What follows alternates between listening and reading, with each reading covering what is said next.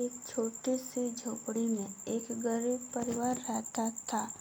परिवार के सदस्य थे पिता रामू, माँ श्यामा और उनके 2 बच्चे, मुन्ना और गुड़िया। वे अपने छोटे से जीवन में बहुत खुश थे, लेकिन गरीबी उनके जीवन को कठिन बना देती थी। रामू गांव में मजदूरी करता था और श्यामा घर का काम करती थी।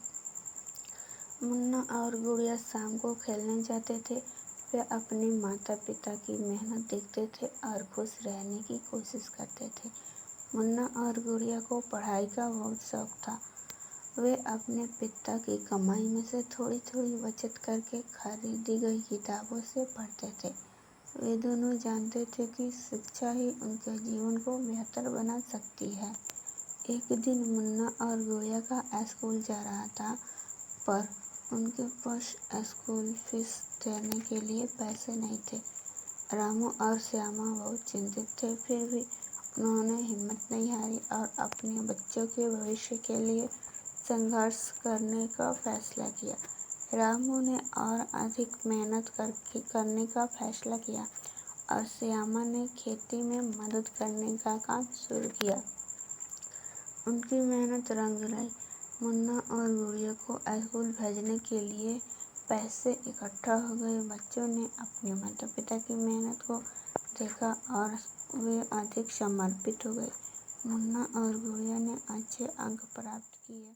उनकी कठिनाइयों के बावजूद वे हमेशा मुस्कुराते रहे। वे अपने माता पिता की आशा को निराश नहीं होने दिए। वर्षों बाद मुन्ना और गुड़िया बड़े हो गए। मुन्ना ने इंजीनियरिंग की पढ़ाई शुरू की और गुड़िया ने शिक्षक बनने का निर्णय लिया।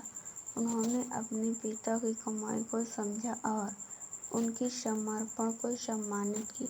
वे अपने परिवार को समर्थन करने में सक्षम थे और उन्होंने अपने माता पिता के लिए एक नया घर बनवाया।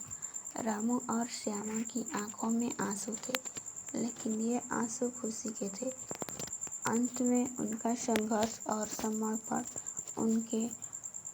उन्हें उनके सपने साकार करने में मदद करा।